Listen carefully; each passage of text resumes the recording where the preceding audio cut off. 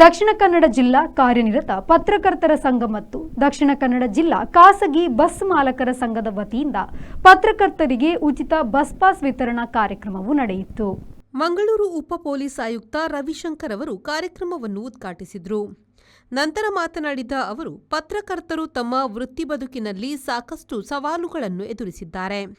ಈ ನಡುವೆ ಸತ್ಯ ಮತ್ತು ನ್ಯಾಯದ ಪರ ಸಮಾಜದ ಧ್ವನಿಯಾಗಿ ಪ್ರಜಾಪ್ರಭುತ್ವದ 4ನೇ ಅಂಗವಾಗಿ ಕಾರ್ಯನಿರ್ವಹಿಸುತ್ತಿರುವುದನ್ನು ನಾನು ಗಮನಿಸಿದ್ದೇನೆ.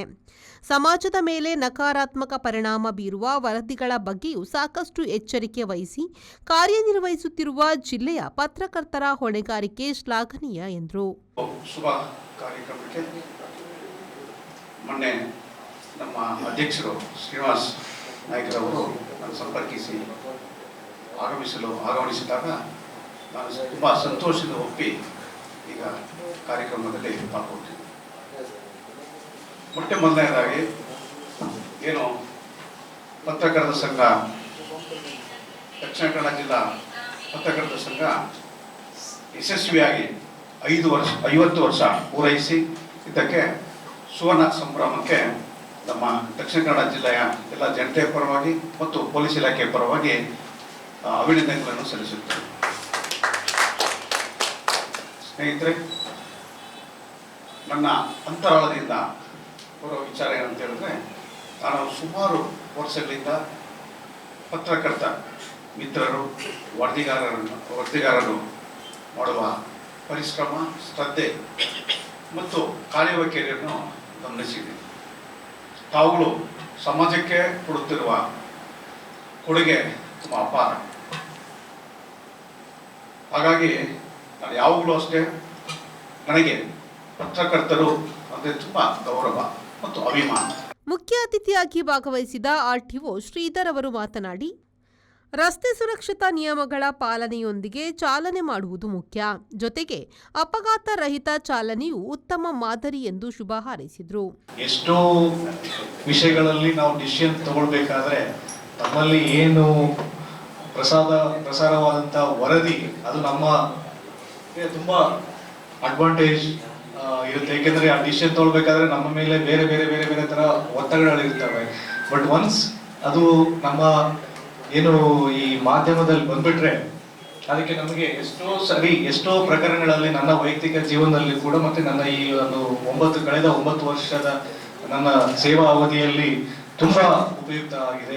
ಆಮೇಲೆ ತುಂಬಾ ಏನು ಮಾಡಿಫಿಕೇಶನ್ಗೆ ಮತ್ತೆ ಜನರ ಅನುಕೂಲಕ್ಕೆ ನಾವು ಯಾವ ತರ ಇದು ಮಾಡ್ಬೇಕು, ಅದರಲ್ಲಿ ತಮ್ಮ ಒಂದು ಸುಮಾರು ವರದಿಗಳು ಕೂಡ ನಮಗೆ ಅದು ಪ್ಲಸ್ ಪಾಯಿಂಟ್ ಆಗಿ ನಾವು ಅದನ್ನ, ಇಲ್ಲಾಂದ್ರೆ ನಮಗೆ ಅಡಿಷನ್ ತೊಗೊಳಕ್ಕೆ ತುಂಬಾ ಕಷ್ಟ ಆಗುತ್ತೆ. ಬೇರೆ ಬೇರೆ ಬೇರೆ ತರ ಒತ್ತಡಗಳು ಬರ್ತಾ ಇರ್ತವೆ. ದಕ್ಷಿಣ ಕನ್ನಡ ಬಸ್ ಮಾಲಕರ ಸಂಘದ ಅಧ್ಯಕ್ಷ ಅಜೀಜ್ ಪರ್ತಿಪಾಡಿ ಮಾತನಾಡಿ, ಜಿಲ್ಲೆಯ ಪತ್ರಕರ್ತರ ಸಮಾಜಮುಖಿ ಚಟುವಟಿಕೆಗಳು ಮತ್ತು ಅವರ ವೃತ್ತಿನಿಷ್ಠೆಯ ಬಗ್ಗೆ ಗೌರವವಿದೆ. ಆ ಕಾರಣದಿಂದ ನಮ್ಮ ಸ್ವ ಆಸಕ್ತಿಯಿಂದ ಅವರಿಗೆ ಉಚಿತ ಬಸ್ ಪಾಸ್ ನೀಡಲು ಮುಂದೆ ಬಂದಿರುವುದಾಗಿ ತಿಳಿಸಿದರು. ನಮ್ಮ ಪತ್ರಕರ್ತ